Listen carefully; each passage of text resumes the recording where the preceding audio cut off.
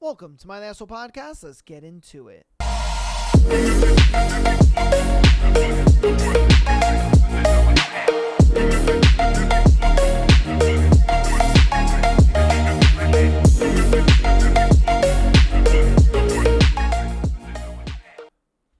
Welcome to my Asshole Podcast. Today is Tuesday. Got a beautiful Tuesday episode for you guys. It's just you and me today. You beautiful bastards. Hope you guys have been enjoying the guest episodes we've been having and all that good stuff. Hope you guys have been enjoying the Sunday episodes. It's kind of like a unofficial, official change kind of thing. We are doing episodes every Sunday now. And then I always have Michael as a guest on there. And so, you guys seem to be enjoying those episodes and enjoying those clips, so we're going to definitely keep doing that. I do like having kind of specialty shows. I mean, I think 2026 is definitely the year of, like, specialty shows now. And what I mean by that is, like, Tuesday, it's more of just me and you guys. Wednesday is obviously our book. And then Sunday is, me and Michael. And I like that. I do. You're always getting something new. You're always getting something, different every episode throughout the week. So hopefully you guys are enjoying that. Obviously I'm still going to have some more guests and stuff like that come on to the show, and we're going to try to do that throughout the year. I am going to be doing a group episode sometime next month. So, next month you guys will be seeing kind of a different studio. We'll be shooting out of a different studio, and it'll be me and probably 4 or 5 of my closest friends and stuff. And we'll all be doing a thread, and as well as reacting to you guys' scenarios and all that kind of stuff. That's not going to change. But yeah, I got some cool stuff lined up for you guys.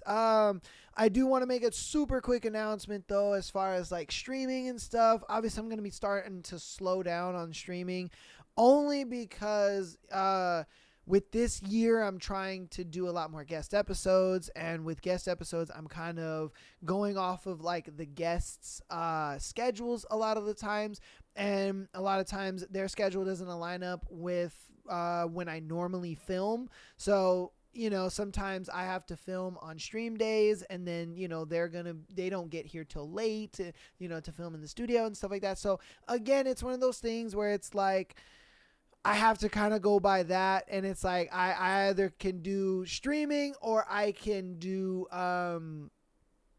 guest episodes, and it's just I'm going to try to squeeze in streaming as much as I can. Don't get me wrong. But there are going to be a lot less streams. So that's going to be that. But at the same time, I hope you guys are enjoying all the episodes that we've had so far in 2026. We've been doing our thing. It's been keeping me hella busy, but I absolutely love it. I won't lie to you guys. And so I hope that you guys are enjoying the episodes as well, and all that good stuff. I'm still hoping to try to get a collaboration with me, another podcaster or another YouTuber or whatever, something like that. I'm still looking into that, so still doing some research on that and stuff like that. But for the most part, yeah, like I said, Tuesday episodes, just me and you. Thursdays is the book, and then Sunday is me and Michael. So yeah, man, hope you guys are enjoying the episodes. Without further ado, let's get into today's thread. With obviously the new year coming in, about 2025 in the rear view, I'd like to do a thread for you guys that is, what is the most awful thing that happened to you in 2025? All right, I know 2025 was a bit of a dumpster fire of a year. I won't lie to you. My goodness. But I won't lie to you. I had a really good 2025. And that was all thanks to you guys. The support that you guys showed in 2025 for the podcast and all that. I definitely hit a lot of milestones in 2025. You know what I mean? We changed up a lot and made a lot of new things. It's crazy that just to think that my intro that we have that you guys hear in the beginning of every episode, that was done in 2025. We did some pretty good books last year as well. But yeah, man, it was a good year. It was a really good year, and we're already having an amazing 2026, all thanks to you guys, and that's been awesome. We're already hitting some milestones, and we're only, fucking 9-10 days into the damn month, you know what I mean, into the year. So the fact that we're only 9-10 days into the fucking year and we're already kind of hitting the ground running, that's awesome. So let's get into today's thread. What is the most awful thing that happened to you in 2020? My 40-year-old wife of 10 years contracted a nasty infection and passed away. Took only 3 days from symptoms to passing. Oh, bruh. Oh, that's tough. That is absolutely tough. I know a lot of people, a lot of people that I've worked with, lost a lot of people in 2025, due to just random shit, you know what I mean? Whether it was just cancer, sickness, this and that. And so, yeah, man, dang, that's a tough one, bro. Okay. What is the most awful thing that happened to you in 2025? After 5 months of losing 60 pounds through daily exercise and clean eating to prepare for a gastric bypass so I could keep up with my toddler and then yet to be born second son as a full-time stay-at-home dad, the surgery abruptly became an exploratory biopsy when they went in with cameras and immediately noticed my liver was covered in innumerable lesions. Oh my God. Woke up in a post-op recovery being told they couldn't complete the surgery because they found cancer. Oh, bruh. Oh, bruh. My man, he's just getting cooked left and right. Oh my God. Over the next 3 days, a PET scan and a grueling colonoscopy prep, getting a gallon of Miralax down the 5 hours less than 24 hours after abdominal surgery is hell. They traced it back to a tumor sitting on my colon at the Splicnik flexure. Okay. I was diagnosed with stage 4 colon cancer and told that it's treatable but incurable. Surgery to attempt removal of the tumor would be pointless unless it were actually obstructing my colon, because the makeup of said tumor meant it be like removing a glitter bomb that already went off. Exactly 10 days after my diagnosis, my son was born premature at 33.5 weeks and spent nearly a month in the ICU. So I proceeded to have to keep close support of my wife, new son, and my 2.5-year-old son at home, while unable to lift more than 10 pounds on my right side for a week after my chemo port was installed. Definitely a severe lower back pain that could assume was some lumbar strain. Bro. Wow. And we think we had a bad 2025. Man's had a 2025. Bro was in World War III with his own body. Oh my goodness. Dude, it's one of those things where I am so surprised how strong some people are, man, because I know for me personally, if I was going through all that bullshit, I'd be like, hey, Jesus, take me now. You know what I mean? I'm like, I'm ready to go home, son. I'm good. I'm ready to clock out. And I get it. You have a wife and kids. That's probably what kept him going and all that kind of stuff. And kudos to him 1,000%. But I know for me, bro, I'd be like, I'm ready to go.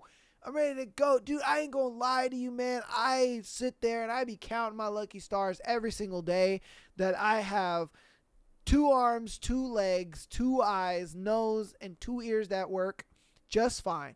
I ain't gonna lie to you, bro. Sometimes I'll be reading situations and scenarios and stuff like that, and this podcast be humbling the fuck out of me. I won't lie to you.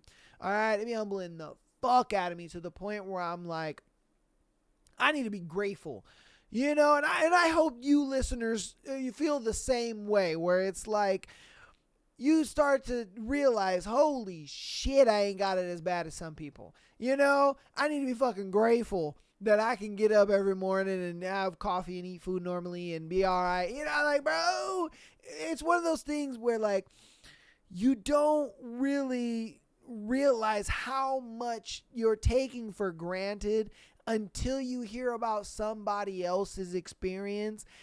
it's like being sick. You know, when you're sick and like your nose is all clogged and stuffed up, your throat is just scratchy and it hurts all the time. You know what I mean? You can't regulate your body heat, so like you put a blanket on and then you're too hot and you take the blanket off and you're too cold, you know, and then you get over that sickness and you're just like, oh my God, I took breathing in my nose for granted. I took being able to swallow and it not be painful for granted. You know what I mean? I can wear clothes and not, or I can be under a blanket and not feel too hot and or not too cold.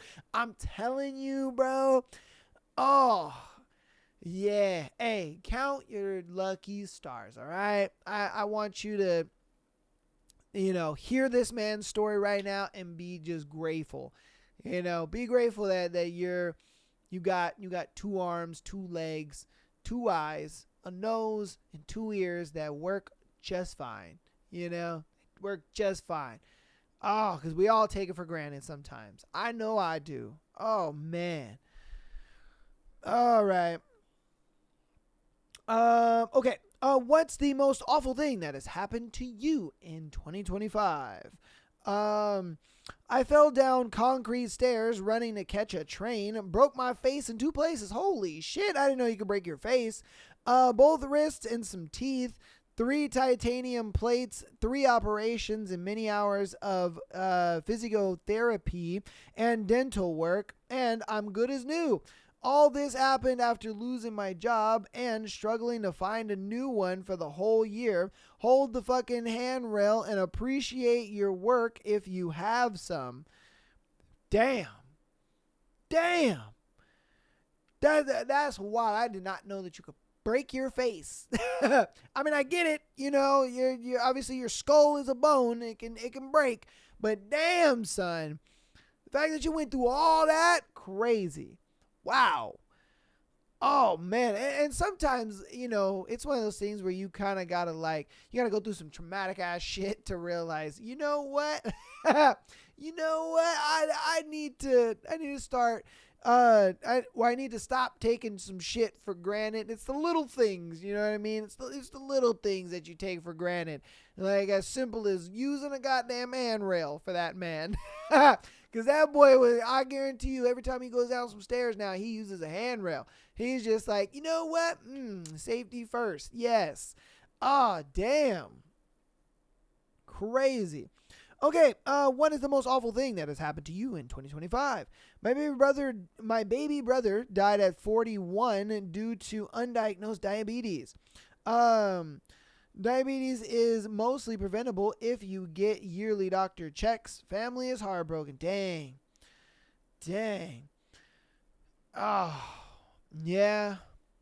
That's one of those things where it's just like, you know, like I was saying, I know a lot of people that have lost family members and stuff like that in 2025, and it's one of those things where you kind of never know it's going to happen until it does. You know, it just comes out of nowhere. It just hits you like a damn freight train, man. Because I know I had a friend at work, you know, and he lost his aunt, and that shit just kind of came out of nowhere. He was just like, holy shit, you know, and he was telling me, he was like, bro, I don't know how to feel about it. You know, he's like, I don't know how to feel about it because it's just like, it was like she was there one moment and then she was just gone the next. And you never really know, and you never really think like, oh yeah, that's going to happen, you know, to me, or oh yeah, you know. So yeah, bro. Tough. That one's tough. Okay. What is the most awful thing that has happened to you in 2025? Take your pick. My dog got cancer and had to be put to sleep. I got diagnosed with stage 3 bone cancer. Damn, son. Damn. Okay. A week after getting surgery to remove 4 ribs, part of my spine, and the cancer that was attached, I got fluid in my lungs and ended up back in the hospital. While in the hospital the second time, got diagnosed with an autoimmune disease. But I am alive and feeling very grateful for doctors, nurses, surgeons, hospitals, and all of the friends who have kept me healthy and sane this year. Man. People be going through it. Golly. And it's so wild.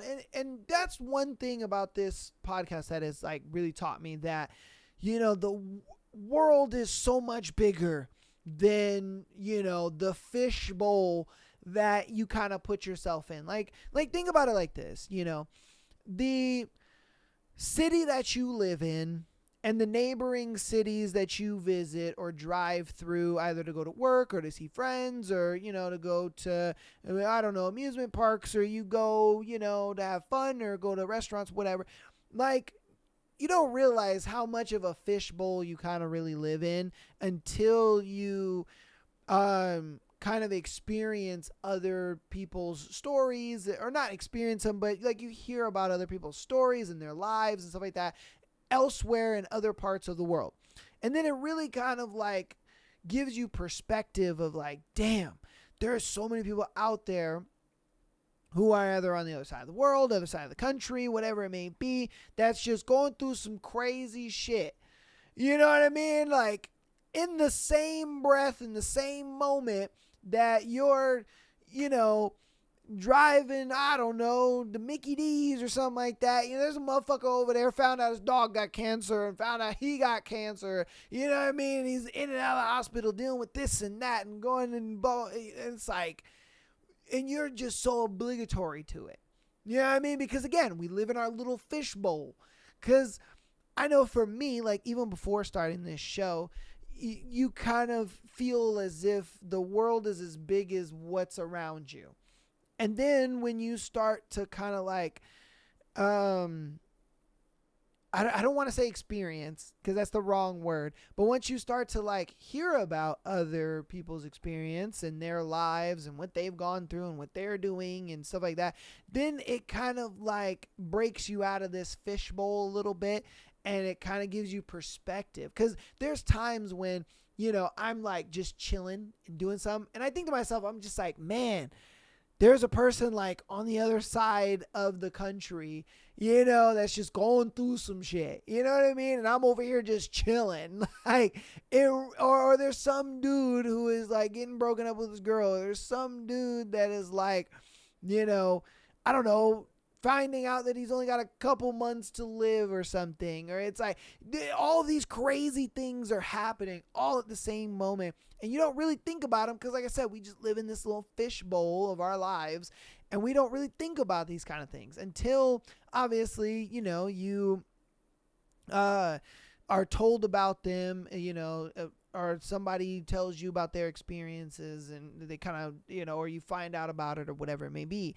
And it's just like, it really puts perspective in your mind, like, dang, there's just so much going on in the world, and there's so many people experiencing shit that you would never understand or even realize or couldn't even fathom, and it's like that's their reality. It's kind of crazy, if I'm being honest with you. Is what I've noticed is like the world is just so much bigger than how you see it. It never ceases to amaze me with this show, if I'm being honest with you.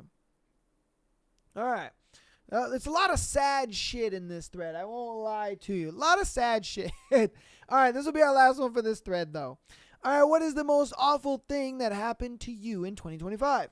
My brother died in a car wreck 6 months ago because someone else was speeding in a heavy rainstorm and lost control on the highway. He was only 37 and left behind 4 children, ages 6 to 18.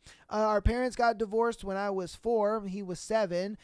He went with mom and lived with my dad in a different state. So our entire lives, we barely saw each other and didn't talk on the phone nearly enough. I always thought someday there would be times someday I will be able to afford to take time off of work and go visit. Someday we'll move closer to him, and now I never can. I feel like I missed his entire life. Damn. I think about that all the time. I do.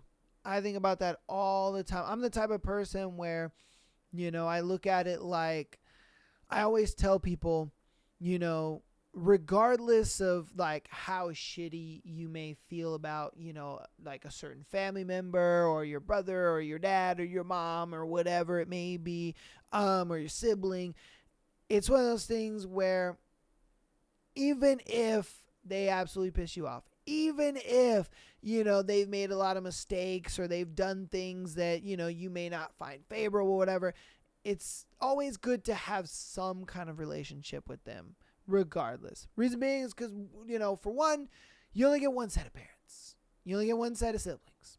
You know what I mean? And you only get such a finite time with them. The time isn't forever. There's not. I try not to look at it like, oh, there'll always be time, or oh, I can go see him nah, man. Because what I've noticed, especially, you know what I mean, living on my own, and I don't live with my parents and stuff anymore, and all that kind of stuff. I notice, like, when you're a kid, you never want to hang out with your parents. You're like, oh, they're so annoying, and oh, I hate my mom for this, or I hate my dad for that, and this and that. When you become an adult, it's one of those things where I always tell people, like, try to spend as much time with your parents as you possibly can. And the reason being is because once they get old and you can't really do shit with them anymore, you're gonna regret it. Like, my mom, she always wants to take me out, like, traveling and to do stuff. I hate traveling. All right, I'm gonna be honest with you. I hate traveling. I hate going places, stuff like that. But I always go because I look at it like, I know that if I don't, when she gets old, you know what I mean, and can't do shit, I'm going to regret not going. You know what I mean? Because it's one of those things where it's just like, I know that there's going to come a time where she's going to get old and, she's not going to want, or she's not going to be able to do stuff. And I'm going to be sitting there thinking like, dang, man, I really missed out on all this time with my mom when she could do stuff. And, now I'm sitting here regretting it, instead of just kind of sucking up my little pride and just going and doing shit with her. You know what I mean? Same thing with my dad. Like, me and my dad, we never had a good relationship when I was a kid. Ever. Like, we were always just kind of constantly butting heads, and I was always just like angry at him, and I was like, oh, I hate you, this and that, blah blah blah. And when I grew up and became an adult in my early 20s and stuff, I started to kind of go through life and realize, holy shit, okay, that's why my dad would say what he said. Okay, that's why, my dad kind of did what he did, you know what I mean, when I was put into his shoes, whether I liked it or not, you know what I mean? You kind of get in those situations where you're like, damn, I see why my parents did that. I kind of see why my parents acted like that. I kind of see why they were, because once you start to be responsible for shit, especially physically responsible for stuff, you start paying your own rent, you start paying bills, you start, you have to money manage things, you know what I mean? You're dealing with debt and trying to pay that back, and you're, taking out loans, and you're trying to pay for your car note, and you're trying to do all these things. You really start to kind of have some sympathy towards your parents, because it's just like, damn, I don't have kids and I'm struggling. So imagine having all this and having kids. Yeah, motherfucker. Yeah, you gonna be mad too. You know what I mean? You gonna be pissed the fuck off too all the time, because you got all this bullshit to deal with, and then you still got your kid to deal with. You know what I mean? I'm just saying, it just helps you kind of have perspective and understand a little bit. And so when I became an adult, I was just like, you know what? I kind of sat there and I told my dad, I was like, you know what, man? I'm sorry. I'm sorry that I acted like the fucking little asshole that I did, because now that I'm in your shoes a little bit, yeah, paying rent sucks. Paying bills sucks. You know what I mean? It's and I know all of you have gone through this exact situation I'm just about to say. You get your check on payday and then it's gone. You don't even have that money for 24 hours, okay? Your check comes in, hits your account. You don't even have that money for 24 hours. Not even 24 hours, and your check's gone. It's gone. And your bitch ass sitting on the couch watching TV, and you like, yep, I ain't going nowhere this week because I ain't got no money. I know you guys have gone through that. Why? Because I've gone through that. And it's always the beginning of the month. You know what I mean? You got rent, and you got bills, and you got, car note, and this and that. And you know what I mean? There's always a point in the month where you like, yep. everything's paid for, but, I'm broke as a joke and I'm staying home, and so that type of situation sucks. You know what I mean? It sucks. And so, even when Michael was on the show, we kind of talked about it. He's a dad, and he's just like, yeah, my kids, they always want to go to McDonald's, and he's just like, a Happy Meal is fucking expensive as shit now. Happy Meal is like $12 fucking bucks. You know what I mean? And he was saying like, I spend $12 for them to take 2 bites of it and then run off and play. And it's like, all right, cool, fuck me. You know what I mean? And so it's one of those things where I'm just like, yeah, think about, how all the responsibility that you have plus having kids. You know what I mean? It's one of those things where it's just like, you don't really appreciate some shit until you either experience it or it's gone. You know what I mean? And for this dude, it was one of those things where he didn't really appreciate having his brother in his life until his brother was gone. And that's kind of the full circle to kind of bring it back. You know what I mean? And that's why for me, I always look at it like I don't want to ever take people in my lives, especially family members, for granted. As horrible as they may be, or as much as I didn't get along with them, or, as mad as they made me, or whatever the case may be, I look at it like, you know what? I'm going to put that aside because I understand that when you're gone, I rather say, hey, I had some type of relationship with you rather than I regret, like, damn, when they were alive, I should have said something. I should have talked to him. You know what I mean? So yeah, man, that was a kind of darker thread than I thought it was going to be, man. I thought, this wasn't going to be as bad as it was. Gee, woo. All I can say, if you take anything from this thread, be grateful, man. Be grateful that you aren't experiencing this or you aren't going through that. Now, if you are a person that is going through that, well, hey, yeah, man. I ain't got nothing for you. I ain't gonna lie to you. I ain't got nothing for you. I just don't. I'm sorry. And, I look at it like I'm not gonna really take these kind of things for granted ever, because I know there are people that are out there that are wishing they were me, So you guys let me know what you think about it in the comments. If you have a awful thing that happened to you in 2025, definitely leave it down in the comments. I'd love to read it. All right. Let's hop into announcements and then we'll get right into our scenario. So patreon.com/MyAssholePodcast. Get an exclusive episode every single Friday, as well as being able to send in your scenario to be featured on the Tuesday and Sunday show, like these lovely people did for today. All right. $3 a month, get you that exclusive episode. All right. As well as being able to send in your scenario to be featured on the Tuesday and Sunday episode. Audio listeners, thank you guys so much for all of the support. You guys are super awesome, and I appreciate you guys coming out every week, downloading the episodes, listening, doing your dang thing. I appreciate that so very much. If you guys want to help out even more, go ahead and follow us on Instagram, TikTok, as well as subscribing on YouTube. All of that helps out so very much. We recently hit our goal of 2,000 subscribers, and I really appreciate that so much. That is a goal I was hoping to hit by this month, and I did, and I'm so happy about that. All right, so let's keep that train rolling, baby, and let's get on to it. Okay, we have our first scenario for today. Any point in trying to make this work? I need advice. I am sure you will find many red flags here, but give it a chance. But it's a long one, so buckle up. All right, we're buckling up, buddy. Okay, here we go. So I, 31 male, met her, 36 female, at a strip club. Bruh. Come on, man. All right. First red flag out the way. Okay. Yeah, she, will call her Kayla, was a stripper.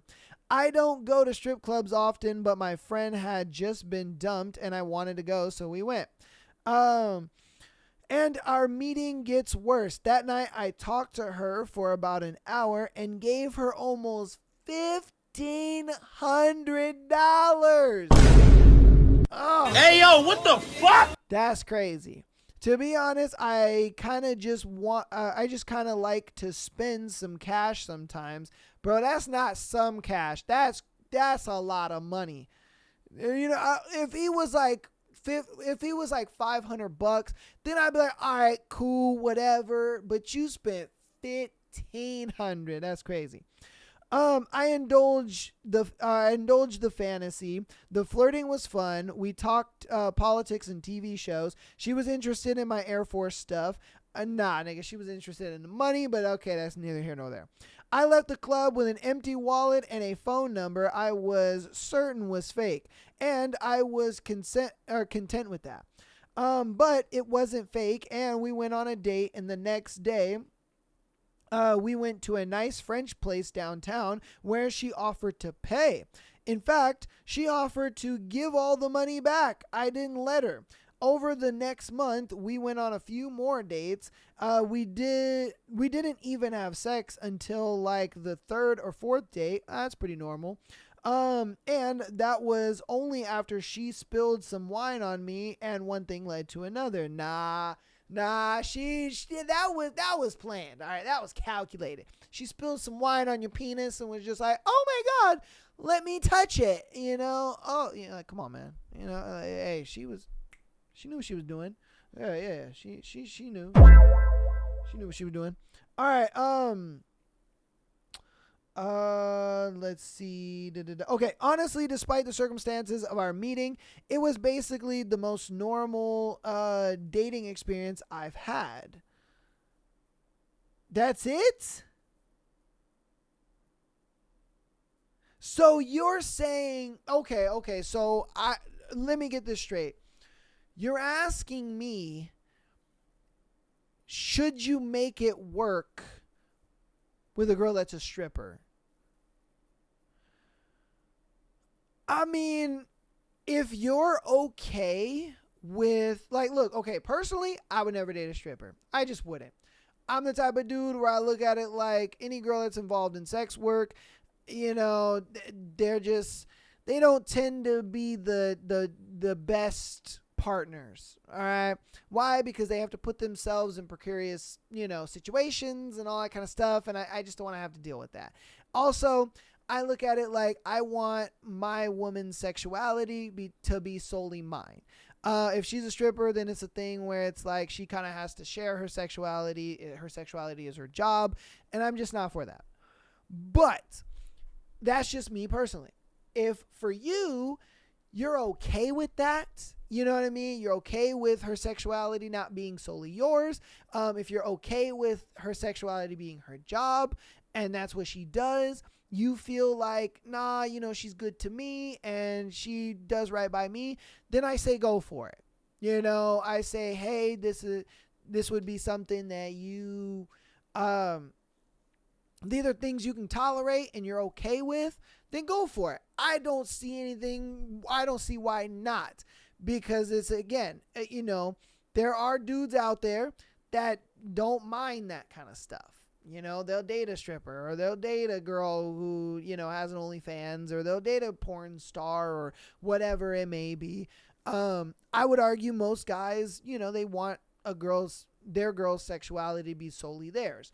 But there are some guys that, you know, they don't mind that stuff. If you're one of those guys that doesn't mind that, I don't see why not.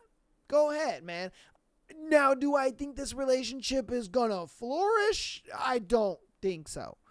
I don't really see some longevity in this relationship. I think it's a thing where, you know, she might be kind of enjoying this type of attention because it's kind of something new for her.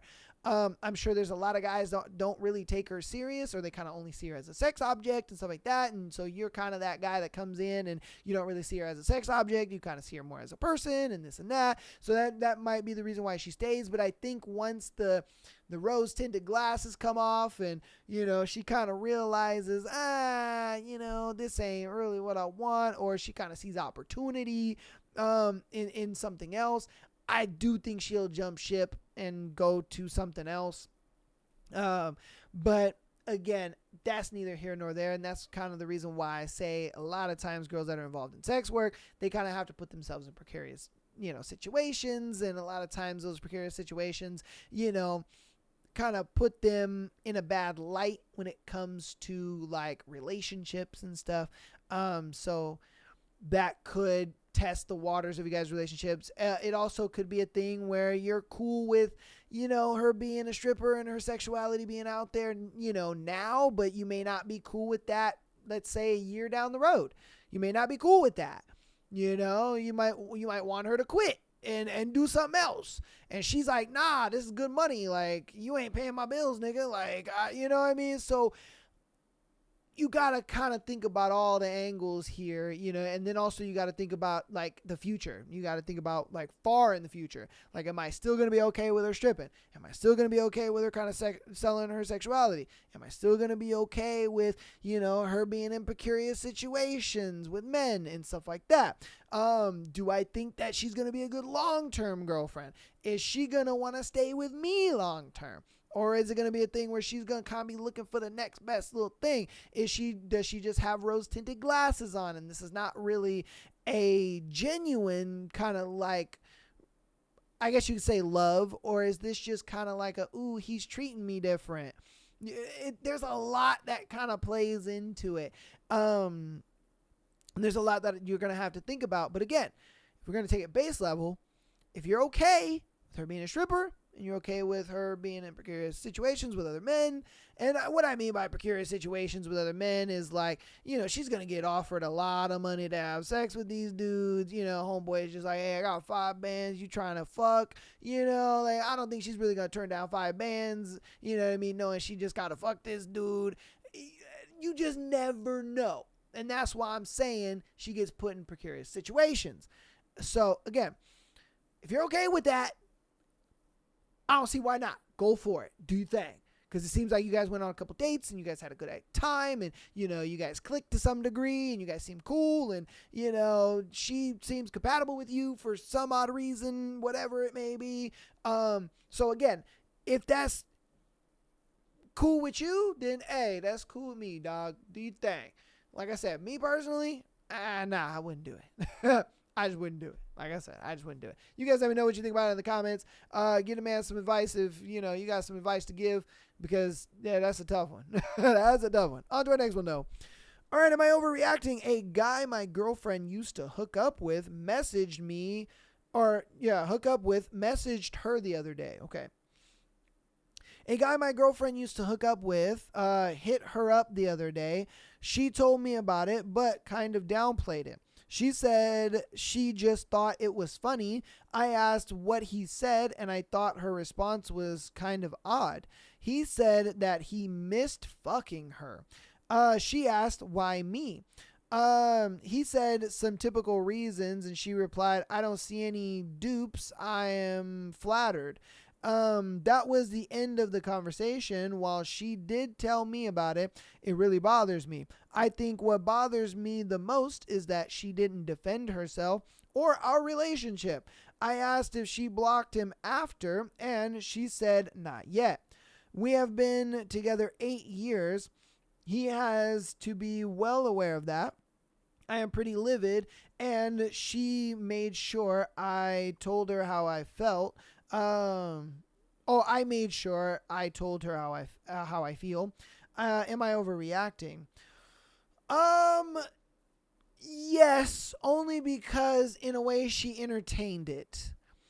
Now, if she didn't entertain the conversation, like if homeboy hit her up and, she just say she just replied. Yeah, not like she reacted to it. Sorry, not replied, but she reacted to it. She gave like a thumbs up or some shit.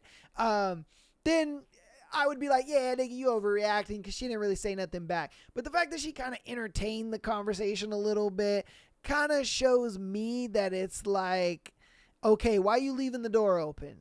You know what I mean? Like, why are you leaving the door open? What are you doing? Obviously, this man came and opened the door, and you kind of left it open instead of closing that door and being like, nah, hey, man, my boyfriend wouldn't be cool. Like, there was even no mention of you in this small, short conversation. That to me, like, look, if she was just like, if homeboy was like, oh, I miss fucking you, and she was just like, why me? And homeboy was like, oh, because of XYZ reasons.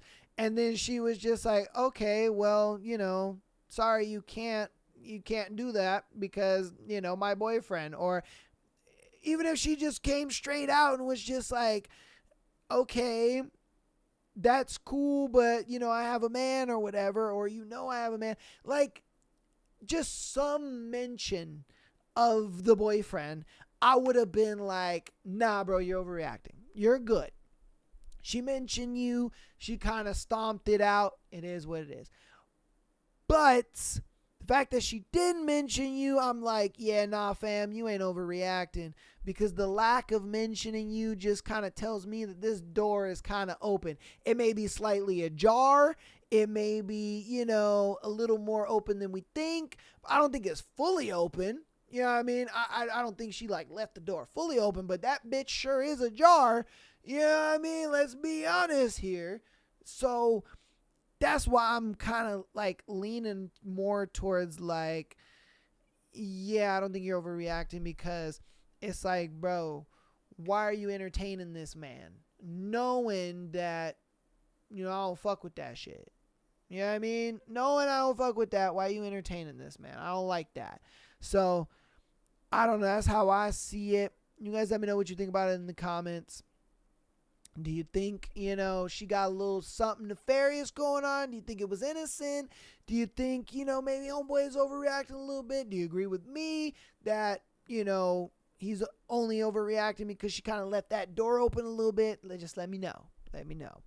On to our next one. Am I overreacting for walking out of my own birthday dinner because my boyfriend invited his work wife? That's crazy. Woo! Okay, let's see. Honestly shaking right now. Need a sanity check because I feel like I'm losing it. I, 24 female, have been with my boyfriend, 26 male, for 3 years. He has this coworker. Let's call her Sarah. Yeah, bitch ass Sarah. No, I was kidding. They are super close. He jokingly calls her his work wife. I'm gonna be straight honest with you. Coming from a guy, any dude that says that that's my work wife, he wouldn't necessarily date her, but he does want to fuck her. All right? I'm going to just be honest with you. I'm going to just throw that out there. Take that piece of information how you will. Okay? He may not want to date her, but he definitely want to fuck her. Okay? I'm just saying. Okay? I'm just going to throw that out there. Okay? I've told him it makes me uncomfortable before, but he always shuts me down, says I'm being insecure, and she's just one of the guys. Fast forward to tonight. It's my birthday. We had reservations at this nice Italian place I've been wanting to try for months. Just the two of us. Romantic night, or so I thought. No, this nigga did not.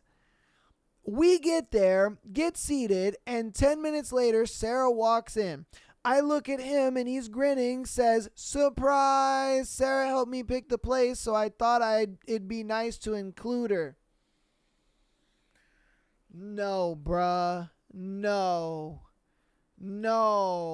I don't give a fuck if she picked out the goddamn present. She doesn't, why is she there? Why the fuck is she there? She has no reason to be there. You are celebrating your girlfriend's birthday, bro. Now, look, what I thought this was a whole thing of like, this was a group situation. Her friends, maybe he's got like one or two friends, and then he invited her as part of like a few of his friends. But this is it's just him, the work wife, and his girl. Bro, oh my God, I was floored. I didn't want to make a scene, so I tried to be polite, but for the next 45 minutes, they just talked about office drama, inside jokes, and people I don't know. I literally sat there eating breadsticks while they laughed about Gary from accounting, and fuck Gary. I felt like third wheel at my own birthday dinner. Oh, bruh. Yeah, this is inexcusable, bro. Inexcusable. Oh my God. I finally had enough when she reached over and tried my pasta with her fork without. You bitch, Sarah! Sarah, you're a bitch! How? Whoo! Even I don't like Sarah. Fuck That bitch. This is my birthday dinner, and you're gonna be like, ooh, is that pasta good? And reach over and take a piece of my bitch. I would have thrown that pasta at her, bro. I'm sorry, I would have made a scene.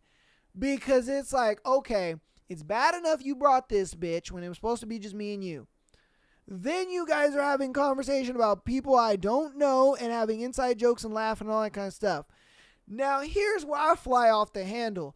Bitch want to take her dirty, nasty fork that's been all inside her whore mouth, and you want to put it in my food and proceed to think that is okay? Nah, bitch. Nah, bro. Nah, man. I would have threw my pasta at her face and I would have left. I'd have been like, you know what? Nah, I'm up out of here. Fuck you. Oh, girl, you are stronger than I ain't gonna lie to you. All right. I'm sorry. So I just stood up, put $60 on the table for my share, and walked out. I don't even know why you put $60 on the table. I would have just left. You know, that bitch, nothing.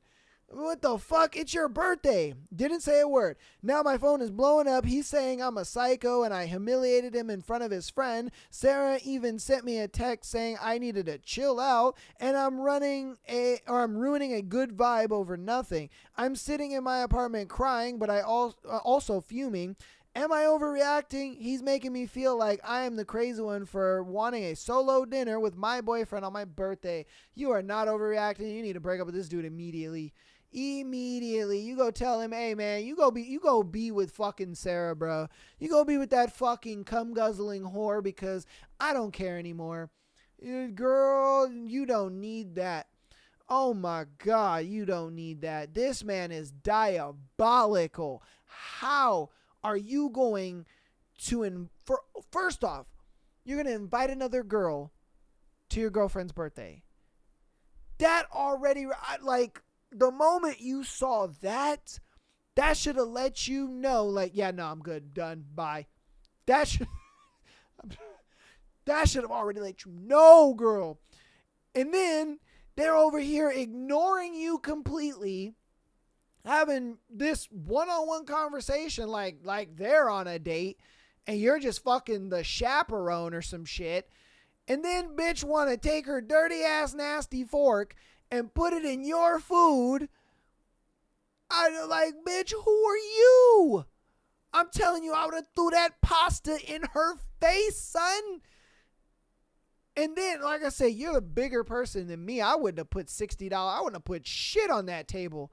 I would have just left. I would have took them breadsticks and left. we ain't leaving without the breadsticks. Let's be honest here. You know what I mean? If it's a bomb Italian place, I'm sure they had some bomb breadsticks. You need to go find you another boyfriend, girl. Hey, what your number is? You know what I mean? I'll take you out, girl. I got you. I love you. You know what I mean? Like, hey, fuck that dude, man. That's crazy work. That is crazy. I hope you broke up with him. I really do.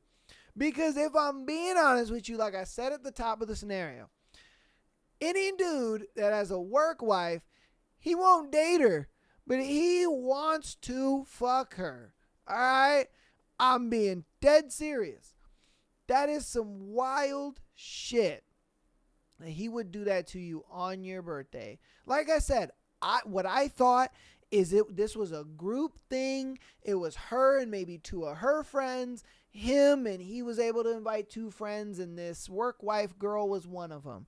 I didn't think that this was supposed to be a one-on-one situation, and this nigga decided, nah, I'm gonna third wheel my own girl on her birthday. Bruh, let me know what you think about that one in the comments, because yeah, bro, even if you just say fuck Sarah, like, I'll know what you're talking about, because that bitch, nah, girl, get you a better man. Definitely.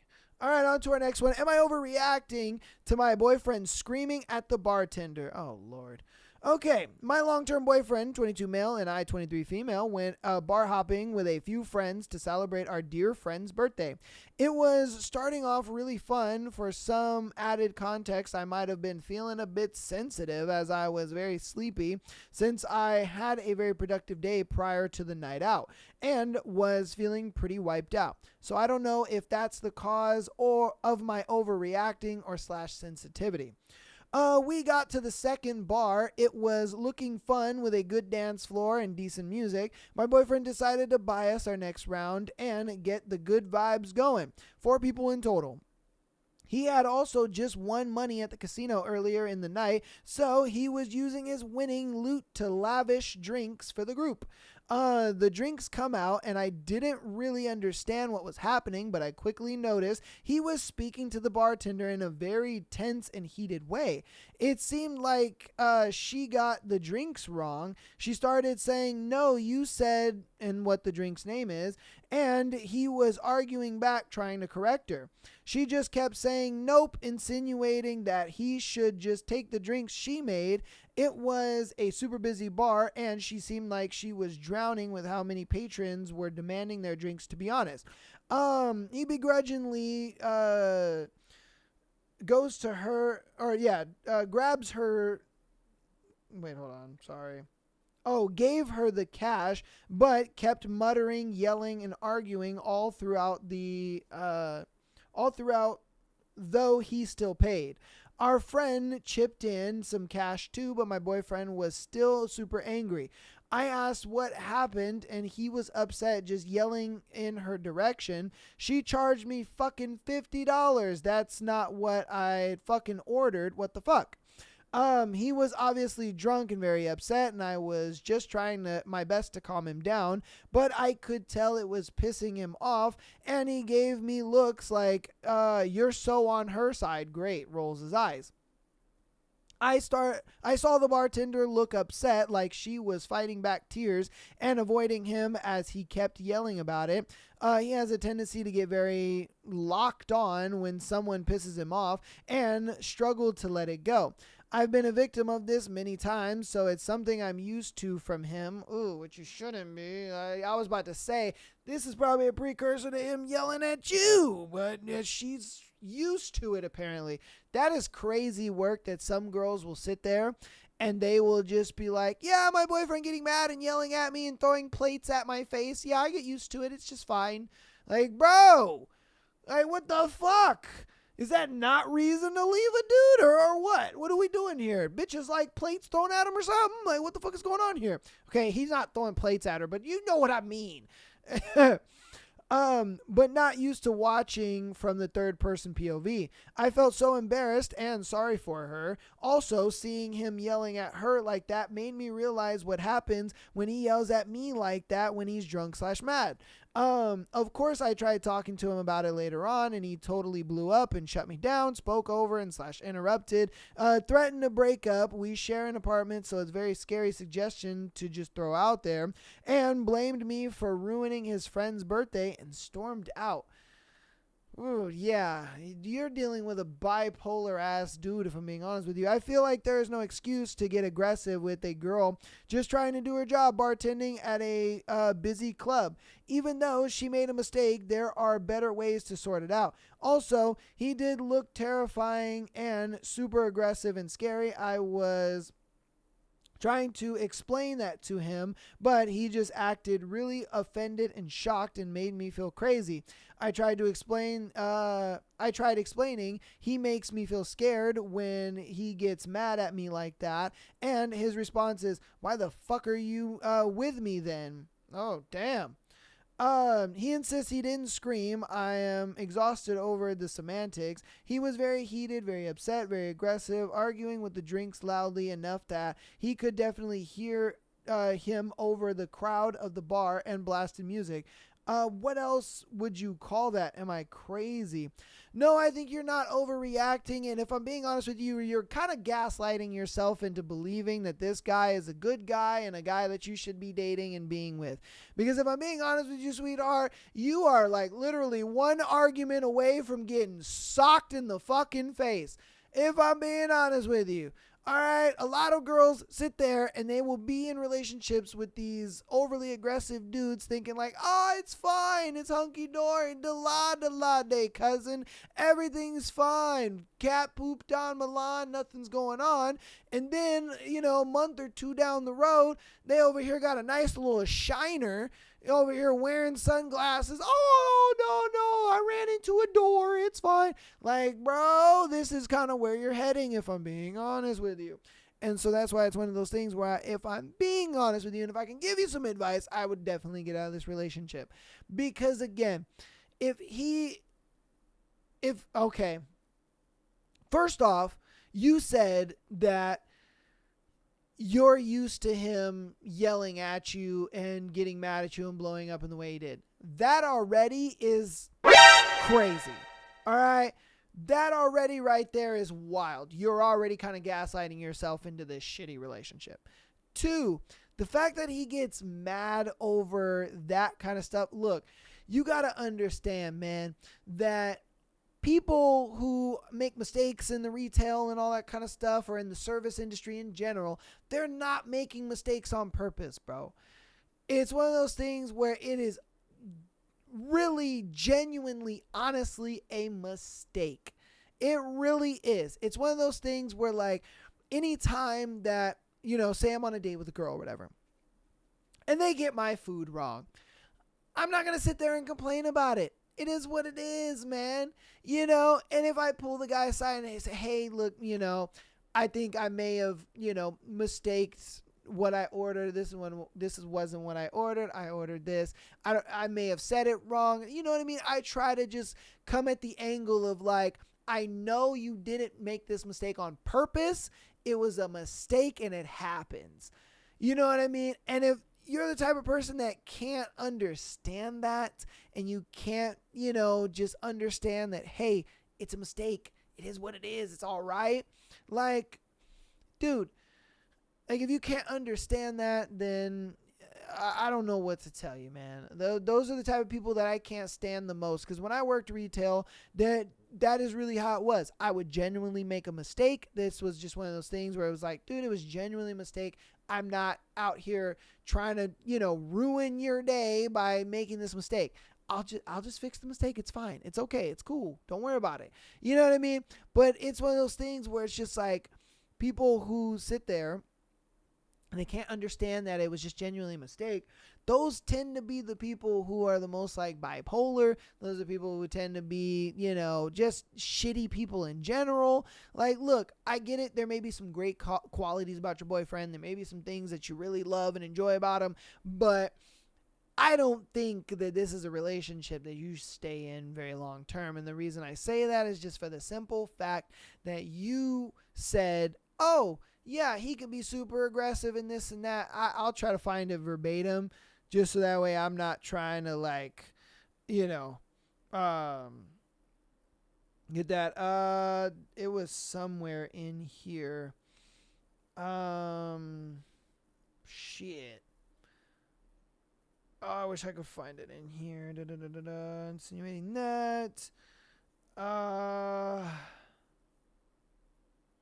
Because, I mean, even when you were talking about, like, seeing it, I think sometimes that's kind of really what it is, too, is, like, you kind of got to see it in a third-person view in order to realize, like, oh, shit, that's how it looks. Because a lot of times when you're in it and it's kind of happening to you, you don't really see, like, what's wrong with it. You're kind of just like, it's not that bad. It is what it is. But then when you see them doing that to someone else, you're kind of like, oh shit. Yeah, maybe it is bad. You know what I mean? You're kind of like, maybe this is bad. Maybe this isn't something that I should just be okay with. You know what I mean? I do wish that I could find the part where she said that, she's like, oh, I'm used to it.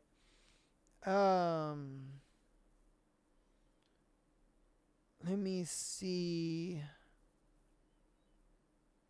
Keep saying nope and insinuating. I think it was on here. Okay, there you are. There it is. She says, I've been a victim of this many, many times, so it's something I'm used to from him, but not used to watching it from the third person POV. Okay? I wanted to get that verbatim because it only drives home the point of like, you are kind of gaslighting yourself into believing that this dude is not as bad as he actually is. And now that you've kind of seen it from like a third person perspective, that right there goes to show you that this is not a relationship that you should continue. And if you do continue this relationship, you're heading for a nice little shiner.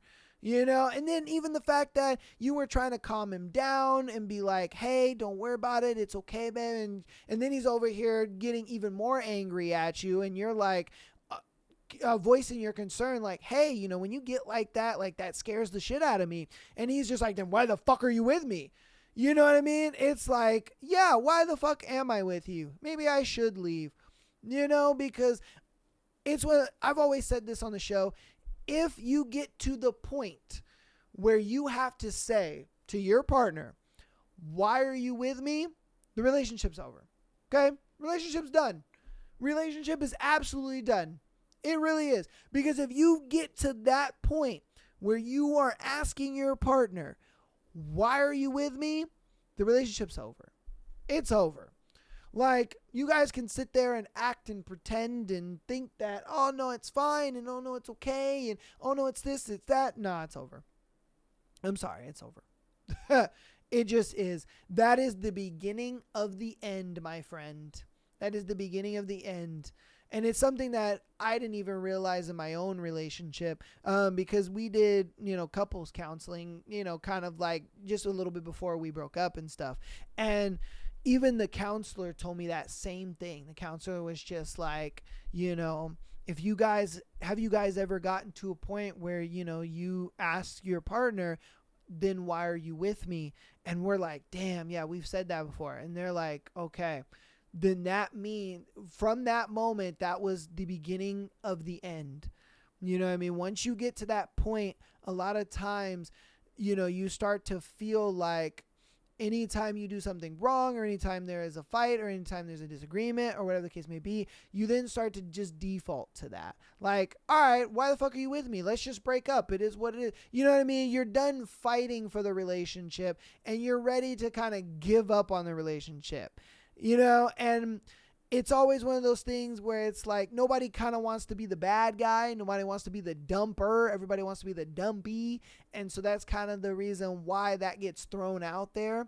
But I think for her, she needs to kind of take the reins and just be like, look, dude, I don't feel safe around you. I don't feel like you have my best interest when you are mad like that. You just get mad at everybody and you just want to blow up at me and stuff like that.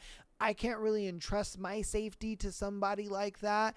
And I really don't think that this is going to work out continuing further. Yeah.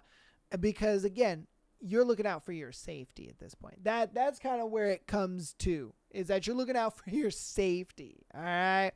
That's why I kind of say this relationship, nah, there ain't no working this out. You know what I mean? But you guys let me know what you think about it in the comments, as well as everything we've gone over today. Thank you guys so much for watching the episode and all that good stuff. I will see you guys on Thursday for another episode of what is it? Beautiful Venom, our new book. So I hope you guys are enjoying the book. Hope you guys are enjoying the episodes. All the guest episodes and all that kind of stuff. We're going to be having some cool stuff planned for next month and all that good stuff. But yeah, appreciate you guys. I love you so much. I will see you guys on Thursday, and peace.